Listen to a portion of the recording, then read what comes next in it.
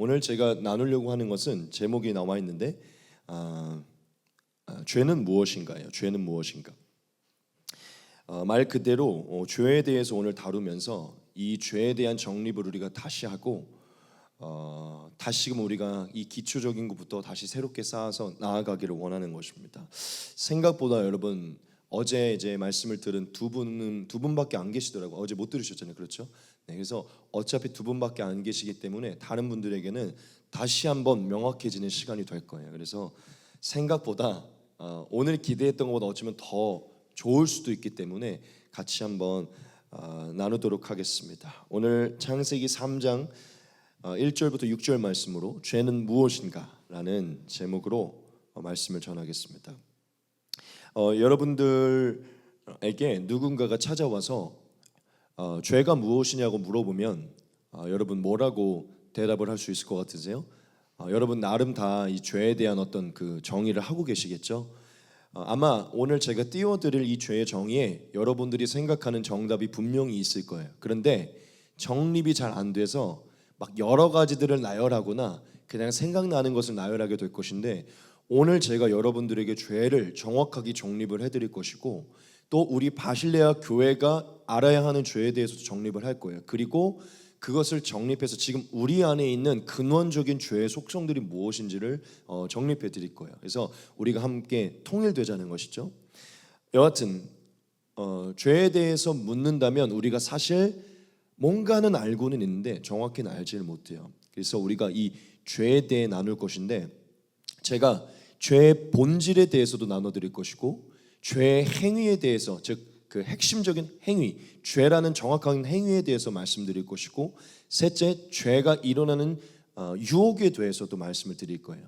하나님은 너무 감사하게 오늘 제가 띄워드린 고른 이 창세기 3장의 말씀으로 이 짧은 스토리와 짧은 구절 안에 이 모든 걸 계시해 주셨어요. 마치 굉장히 그냥 동화와 같이 그냥 넘어갈 수 있는 이 짧은 순간의 이 짧은 계시에 하나님은 인류 안에 있는 모든 근원적인 것을 아주 함축적으로 담아주셨거든요. 그래서 여러분들이 이미 다 아는 거지만 디테일하게 보지 않았기 때문에 정립이 되지 않은 것을 오늘 제가 말씀으로 정리해 드릴 거예요. 자, 첫째, 우리의 죄의 본질에 대해서 나눌 것입니다. 죄의 본질. 죄의 본질이라는 것은 죄의 행위라는 조금 다른 개념이에요. 죄라는 행위를 범하게 되는 그 근원적인 성질을 만드는 그 원인을 말하는 게 본질이거든요. 이 죄의 본질을 얘기할 거예요. 여러분, 죄의 본질이 뭔 것 같으세요? 우리 좀 한번 대답해 볼까요? 뒤에 어제 말씀 들은 분 말고 죄의 본질이 무엇일까? 혹시 아는 분 한번 말해 보실래요?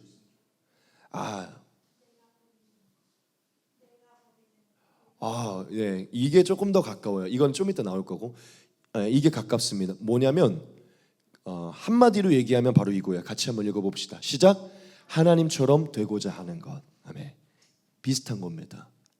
죄의 본질은 하나님처럼 되고자 하는 것이에요. 하나님처럼 된다는 게 무엇일까요? 온 세상과 사람의 왕인과 주인이 하나님이죠. 내가 왕이 되고 내가 주인이 되고 싶어 하는 기질이에요. 즉 내 위에 누구도 두고 싶지 않아 하는 것이죠. 아까 말했죠. 온 세상과 사람의 왕과 주인은 하나님이기 때문에 세상을 다스리는 질서와 법은 누가 정하죠? 하나님이 정하죠. 그래서 인간은 원래 그 왕의 다스림 안에 그 법 안에서 살았어야 돼요. 그런데 우리가 스스로 하나님이 되어 정확해요. 내가 왕이 되고 하나님이 되고 주인이 돼서 내가 법을 만들고 내가 살고 싶은 대로 하고 싶은 게 죄의 본질이에요. 자, 지금 온 세상은 예수님을 믿지 않고 하나님을 믿지 않고 있죠. 그러면 지금 온 세상 사람들은 다 뭐처럼 살고 있는 줄 알아요? 하나님처럼 살고 있는 거예요.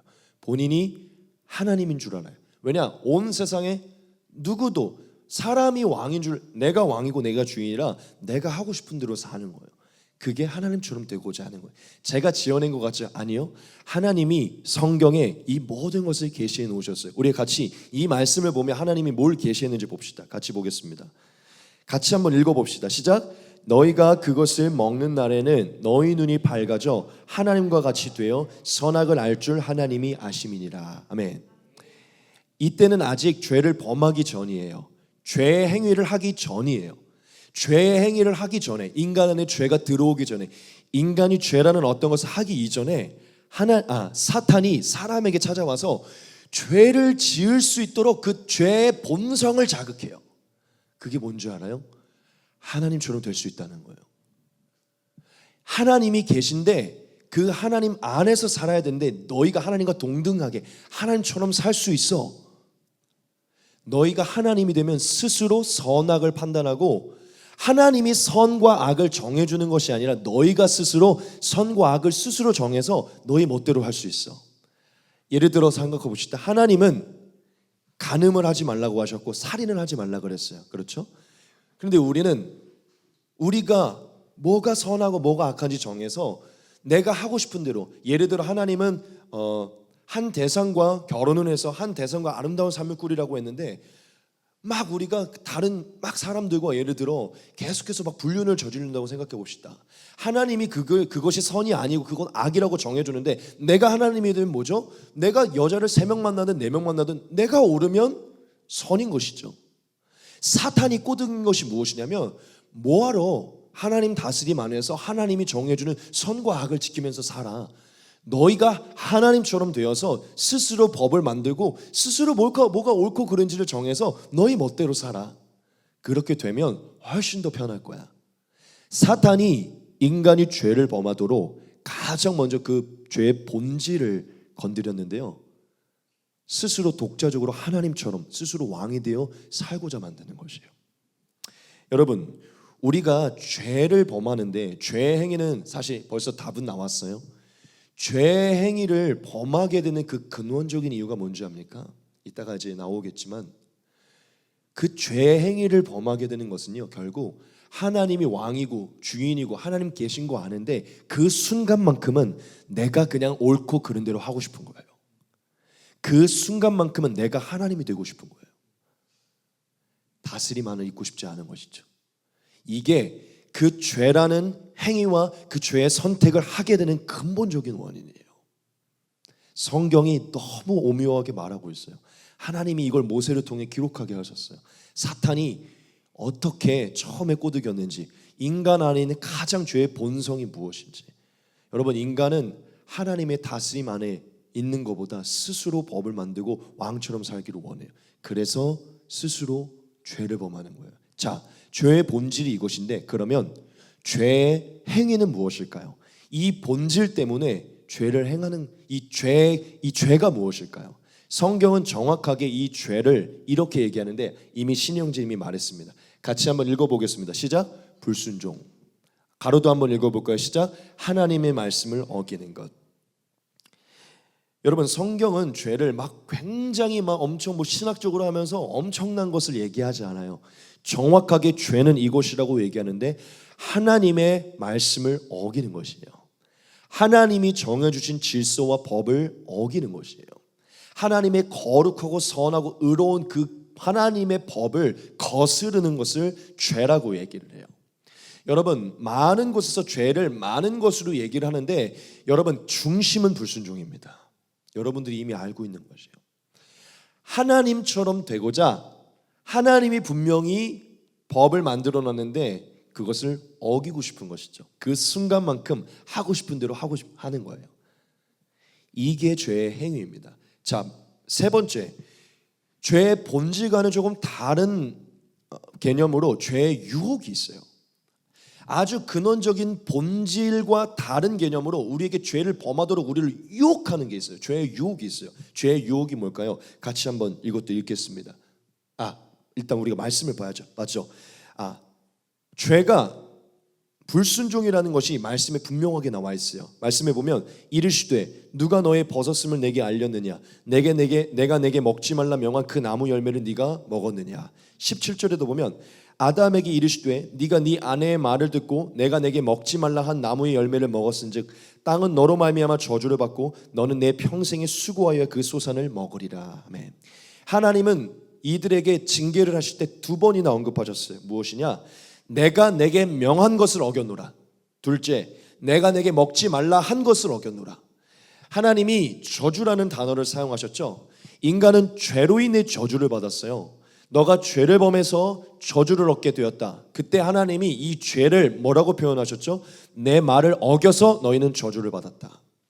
이것은 죄의 본질과는 달라요. 여러분, 죄의 본질을 가지고 있다고 하더라도 우리가 죄를 범하지 않을 수 있어요. 안 할 수 있었어요. 하지만 결국 그 죄의 본질이 우리를 죄로 이끌고 가는 것이에요.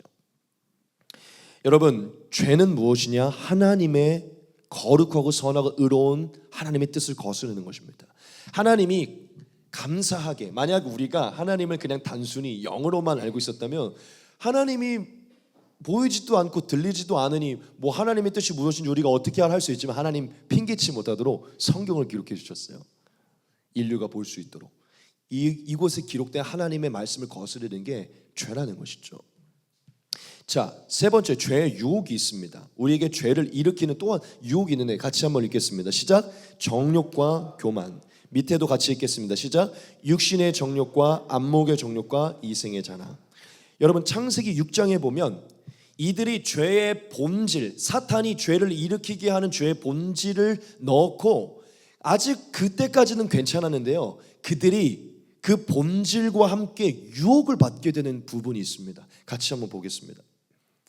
여자가 그 나무를 본즉 먹음직도 하고 보암직도 하고 지혜롭게 할 만큼 탐스럽기도 한 나무인지라. 여자가 그 열매를 따먹고 자기와 함께 있는 남편에게도 주매 그도 먹은지라. 아멘. 여기서 제가 세 가지를 해놨죠.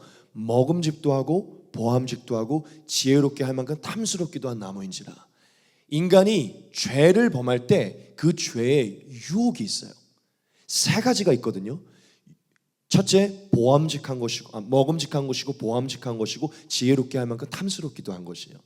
이것을 사도 요한이 나중에 이 맥락을 다시 신학적으로, 그러니까 신약적으로 풀어서 이렇게 표현으로 세 가지로 정립해 주거든요. 같이 한번 보겠습니다.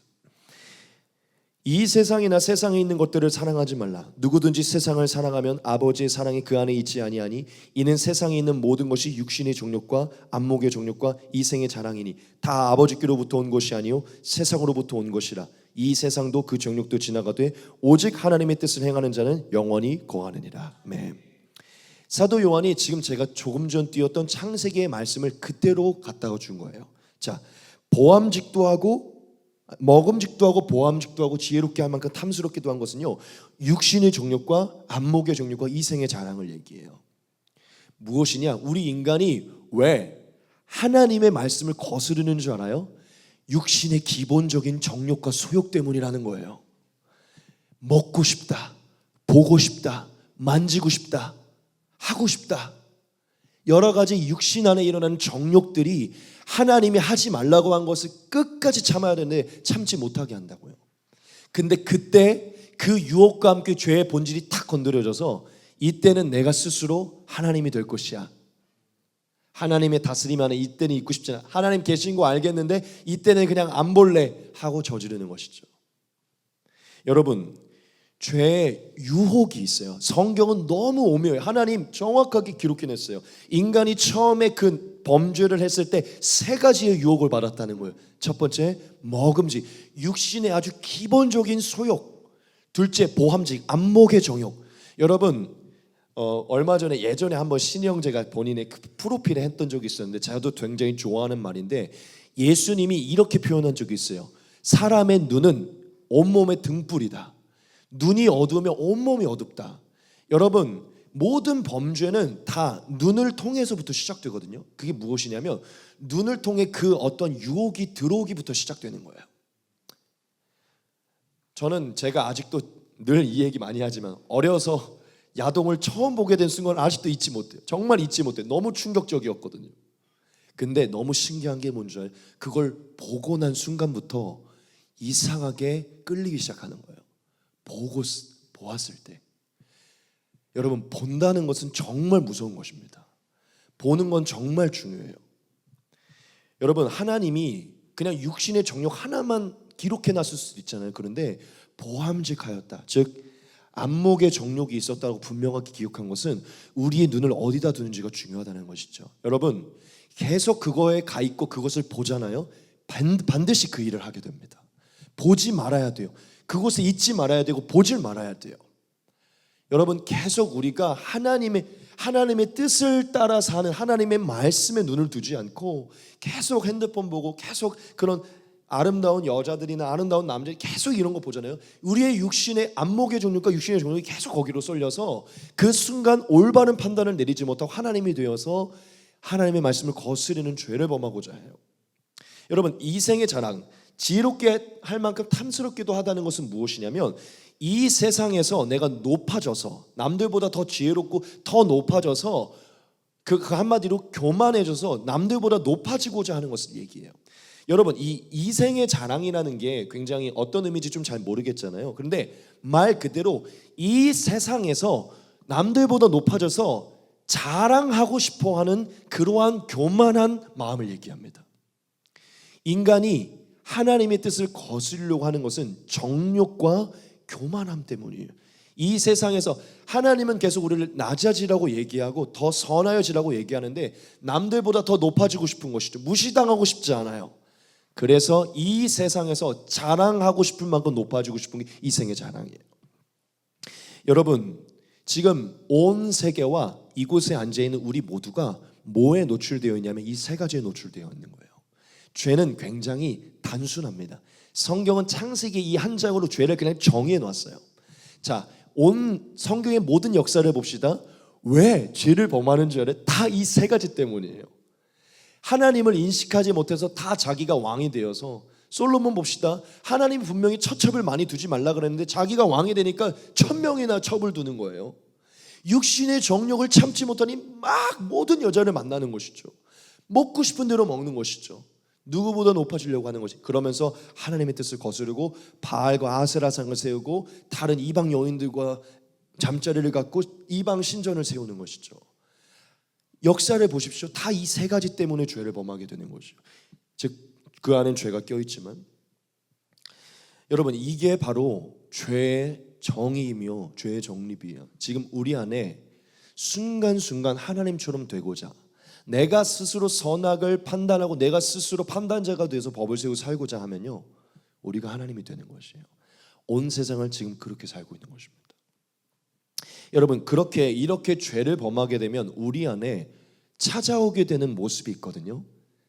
이 죄로 인해, 이 죄를 범하면 우리에게 찾아오게 되는 모습이 있어요. 제가 세 가지를 말씀드릴 것인데, 첫째가 수치감이에요. 수치감, 죄책감이에요. 근데 이렇게 표현하고 싶어요. 아주 근원적인 수치감이에요. 여러분, 아무도 모르는 것 같지만 세상의 모든 사람들은요, 그 영혼에 근원적인 수치감이 있어요. 그래서 모든 사람들이 근원적으로 뭐가 있는 줄 알아요? 솔직하지 못해요. 자신을 가리려고 하는 게 있어요.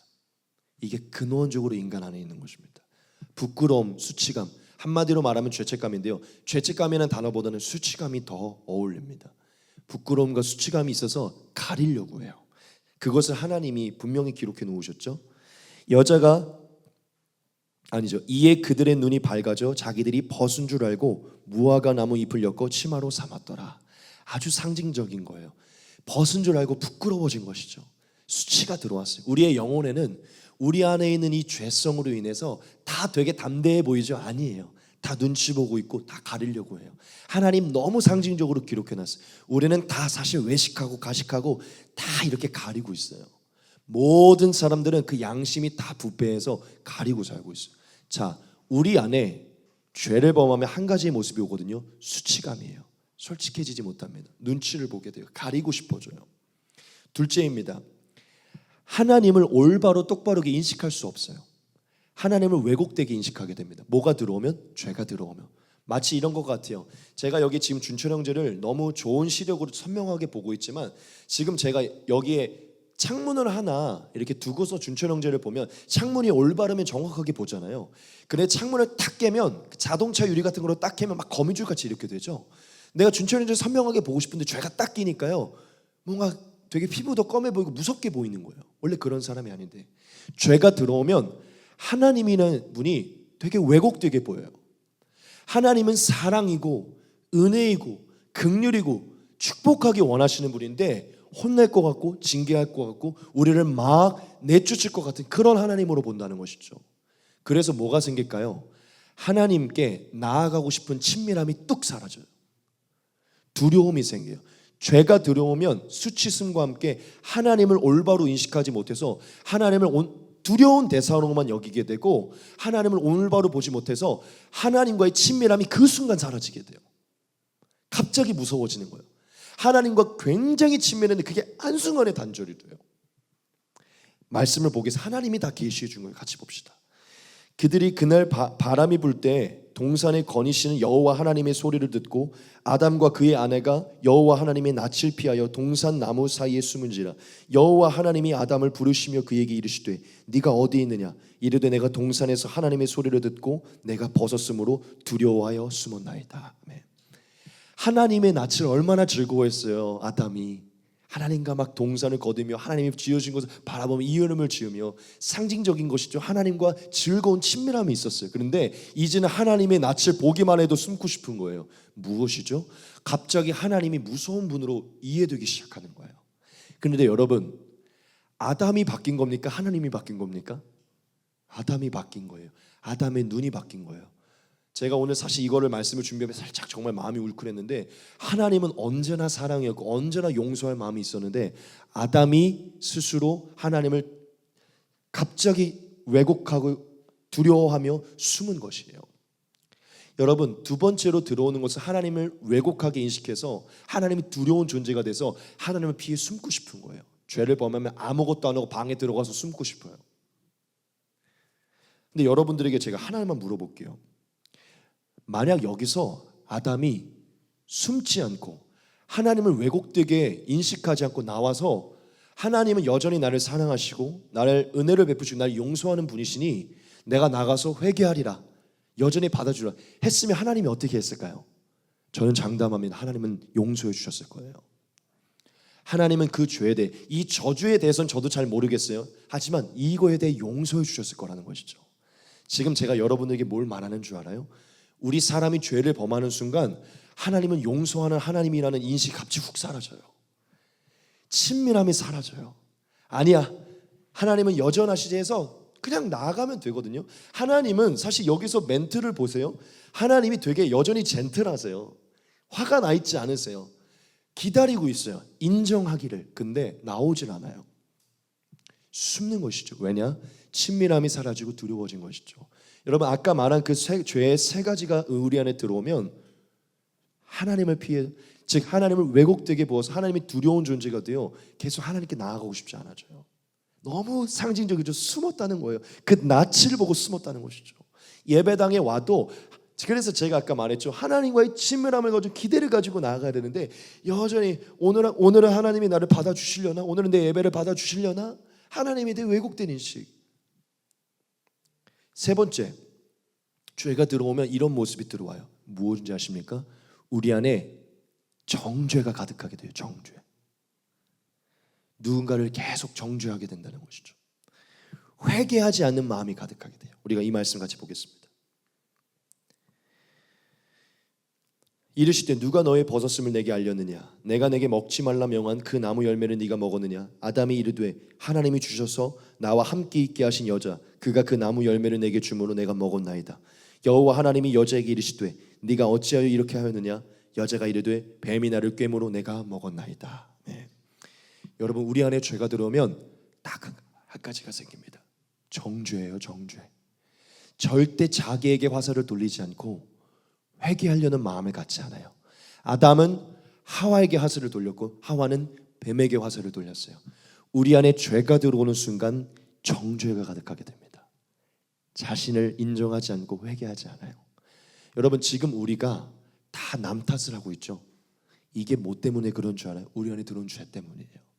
사실 아담이 하와 때문에 넘겨받아 먹은 건 맞죠? 팩트죠. 그건 맥락상. 그런데 지가 먹은 거예요. 안 먹으면 됐잖아요. 그렇죠? 뭐 억지로 입에 넣어줬습니까? 먹어 이러면서 갑자기 아니라는 것이죠. 먹으라고. 여러분, 갑자기 너무 안 먹는다니까 먹으라고. 그게 아니라는 거예요. 여러분, 지가 먹은 거예요. 그런데 자기가 해놓고는 쟤 때문이야. 쟤가 나를 망쳤어. 쟤가 이렇게 한 거야.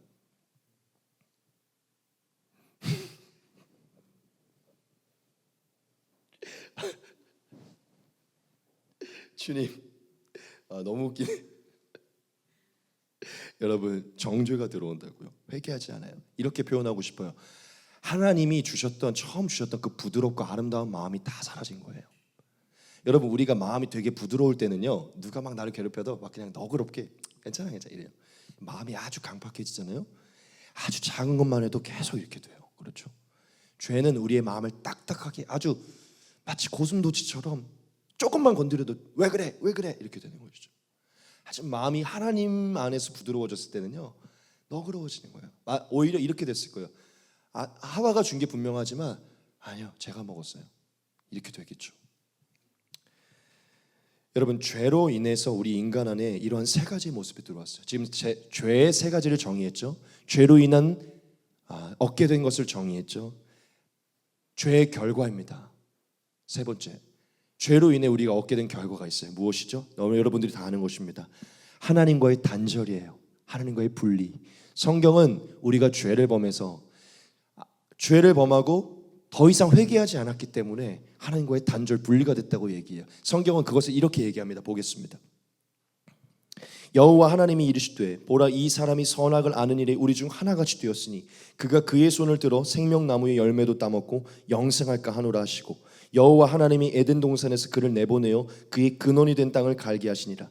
이같이 하나님이 그 사람을 쫓아내시고 에덴 동산 동쪽에 그룹들과 두루 도는 불칼을 두어 생명나무의 길을 지키게 하시니라. 아멘. 여러분, 어제도 아이들에게 제가 디테일하게 설명하는데 여기서는 짧게만 설명할게요. 여러분, 에덴은 성경에서 최초의 성전 같은 곳이었어요. 성전은 거룩한 하나님이 거하시는 장소거든요. 하나님이 인간과 함께 살려고, 영이신 하나님이 인간과 함께 살려고 지은 최고의 파라다이스, 정말 최고의 장소가 어디였냐면 에덴이었어요. 그래서 나중에 우리가 가는 새하늘과 새 땅이 파라다이스, 에덴과 같은 장소거든요. 성경은 초반에 하나님이 이미 그런 천국 같은 장소를 만들었다고 얘기해요. 하나님과 인간이 함께 공존했던 장소. 그런데 하나님이 뭘 하셨죠? 그 장소에서 인간을 내쫓아내셨어요. 이게 신학적으로 뭘 얘기하는 줄 아세요? 영이신 하나님의 임재에서 인간이 단절된 것을 얘기해요. 그런데 너무 신기한 게 뭔지 알아요? 영원하신 하나님, 영원하신 생명의 근원이신 하나님의 임재에서 그 영과 분리되고 단절되면 뭐가 끊기는 줄 알아요? 영생이 끊깁니다. 생명나무로 나아갈 수 있는 길이 끊겨요. 여러분, 성경은 말하고 있어요. 인간은 죄로 인해서 영이신 하나님과 분리되고 단절됐다고 얘기해요. 영이신 하나님, 영원한 생명의 근원이신 하나님과 단절되는 순간 인간에게 뭐가 들어온다? 죽음이 들어온다는 것이죠. 여러분, 그래서 나중에 우리가 영원한 새하늘과 새 땅에 가서 천국에 가면 그때 영이신 하나님과 다시, 사실 지금부터 함께 하지만 영이신 하나님과 함께 있잖아요. 제가 지금 에덴이 뭐라고 얘기했죠? 마지막 하나님이 예비한 천국 같은 장소랬죠. 우리가 나중에 천국에 가면 요한계시록에 보면 거기에 뭐가 있죠? 생명나무가 있죠. 원래 하나님이 여기에 생명나무를 두셨는데 그걸 여기로 보류하신 거예요. 그러면 초반에 이미 에덴 안에서 무엇가 있었던 것이냐면 영이신 하나님과 영원한 교제가 있었다는 것이죠. 인간은 죄로 인해 거기서 쫓겨난, 즉 하나님과 분리가 되었다는 것이죠. 여러분, 인간이 영이신 하나님과 분리되어서 에덴 동산에 쫓겨나 하나님과 분리되어 들어온 것은 첫째는 죽음이고요. 둘째는 복이신 하나님과 분리가 됐기 때문에 모든 축복을 상실하게 됐어요. 그리고 모든 선한 능력을 행할 수 있는 하나님과 분리됨으로 선을 행할 수 있는 능력도 상실되게 됐어요. 그리고 하나님 안에 있는 모든 권세와 권위와 능력과 모든 성품과 아름다운 모든 것들도 다 상실되게 됐어요. 그리고 가장 중요한, 하나님은 모든 진리의 근본이시니 하나님은 우리에게 하나님의 영을 보고 진리를 깨닫게 하기 원하시는데 우리가 진리의 영인 하나님을 떠나서 진리를 깨닫지 못하게 됐어요. 세상이 왜 창조됐고 인간은 왜 존재하고 나는 왜 살아야 되는, 이 진리를 깨닫지 못하게 됐어요. 그래서 제가 어제 아이들에게는 이렇게 표현했는데, 얘들아, 우리가 진리의 영이신 하나님과 분리돼서 어떻게 됐는지 알아? 멍청해졌어 라고 표현했거든요. 우리가 되게 멍청해졌어요. 사실 원래 우리가 태초에 에덴에서 하나님과 연합되어 있었을 때는요 굉장히 똑똑했어요. 근데 우리 지금 성경 봐도 잘 이해가 안 되고 우리 뭔가를 봐도 잘 이해가 안 되죠. 왜 그런 줄 알아요? 하나님의 영이 우리 안에 원래 태초의 모습, 그러니까 범죄했을 때 거하시지 않았어요. 근데 지금 우리는 이제 성경도 이해가 되고 놀랍죠. 이게 이해가 돼요.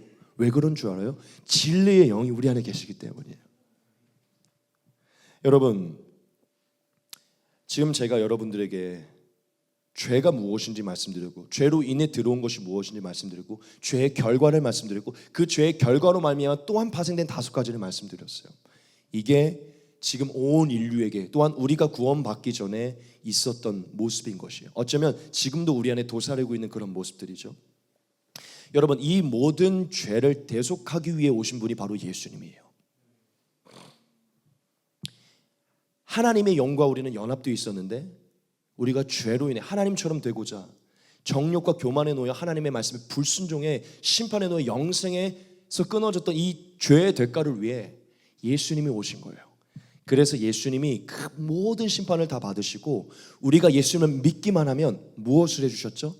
태초에 범했던 그 죄를 씻어주신 거예요.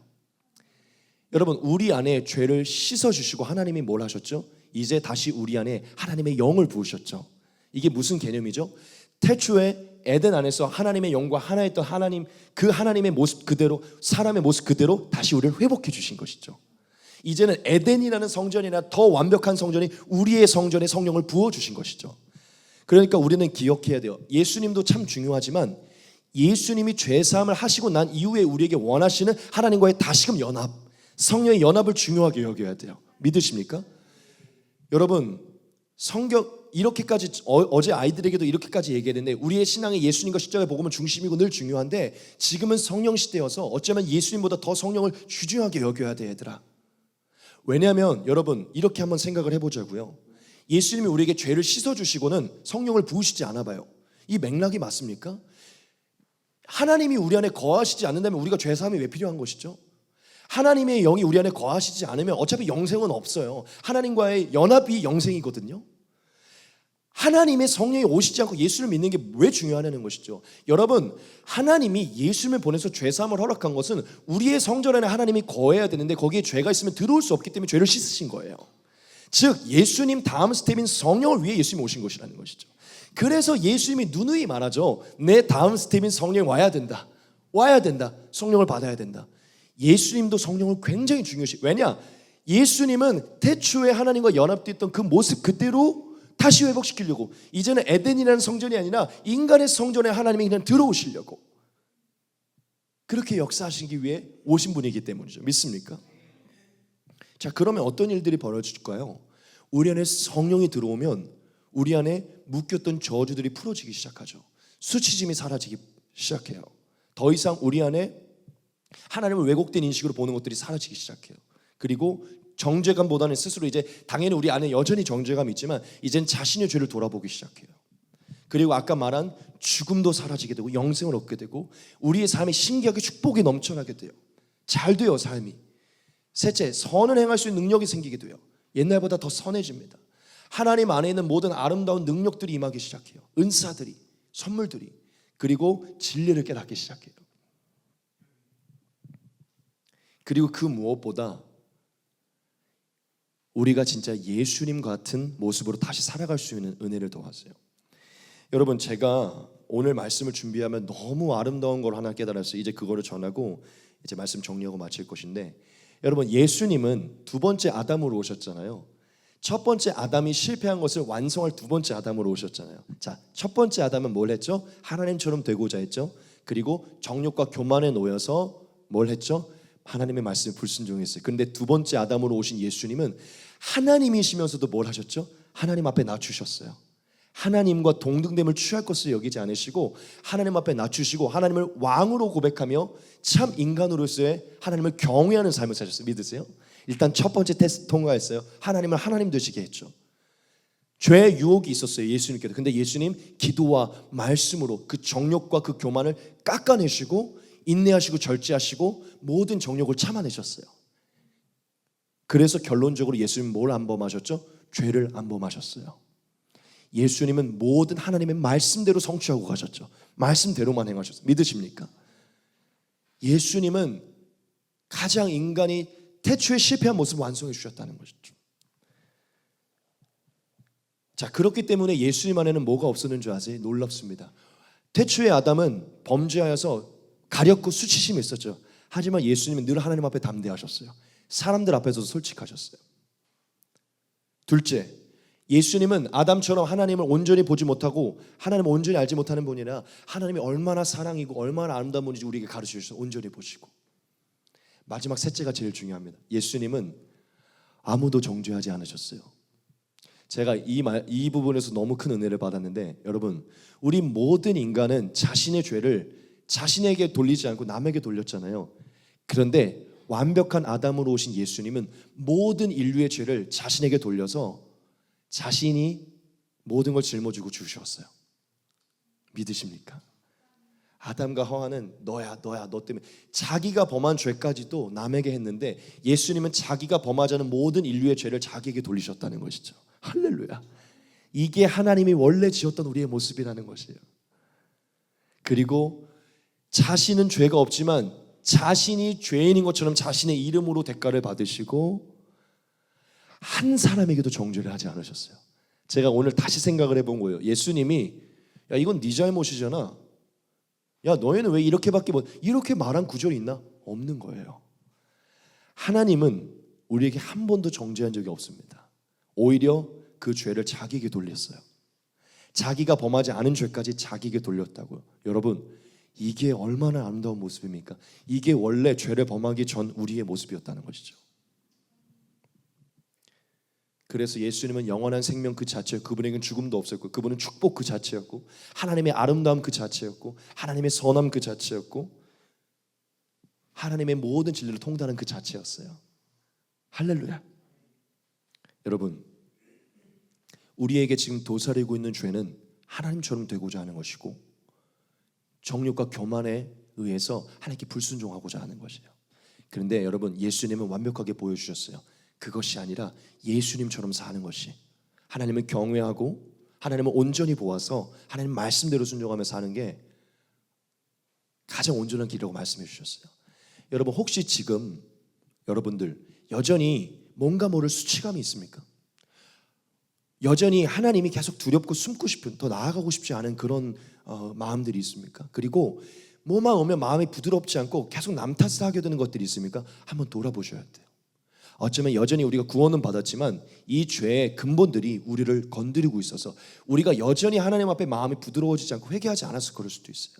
여러분, 그렇게 되면 우리는 영생의 기쁨도 없고 하나님의 축복도 상실하게 되고 하나님의 은사도 상실하게 돼요. 아까 말한 것처럼 멍청해져요. 우리가 더 하나님의 성령 안에 정말 부드러운 마음을 가진 그런 사람들로 나아가야 돼요. 지혜와 지식과 진리를 깨닫는, 할렐루야, 하나님의 능력이, 은사가 가득한. 여러분, 오늘 우리가 죄에 대해서 명확하게 알았어요. 여러분, 막 엄청 복잡하게 생각하지 않으셔도 됩니다. 죄는 이미 성경에 정확하게 기록이 되어 있어요. 오늘 우리가 죄를 정확하게 알았으니 우리 더 이상 죄로 돌아가지 맙시다. 여러분, 모든 순간에 예수님이 왕이신 예수님 어떻게 하셨지? 돌아보며 그분 기준대로 선악을 판단하자고요. 정욕과 교만 좀 참아봅시다. 인내하고 절제해봅시다. 그래서 하나님의 말씀 그대로 해보자는 것이죠. 부끄러워하지 않고, 왜곡되게 보지 않고, 숨지 않고, 정죄하지 않고, 하나님이 부어주신 축복들을, 영생의 복을 누리자는 것이죠. 할렐루야. 여러분, 예수님같이 나아가서 죄를 범하지 않아서 오늘부터 다시금 하나님을 올바로 보고 영생의 삶을 누리는 저와 여러분 되시 주님을 축복합니다.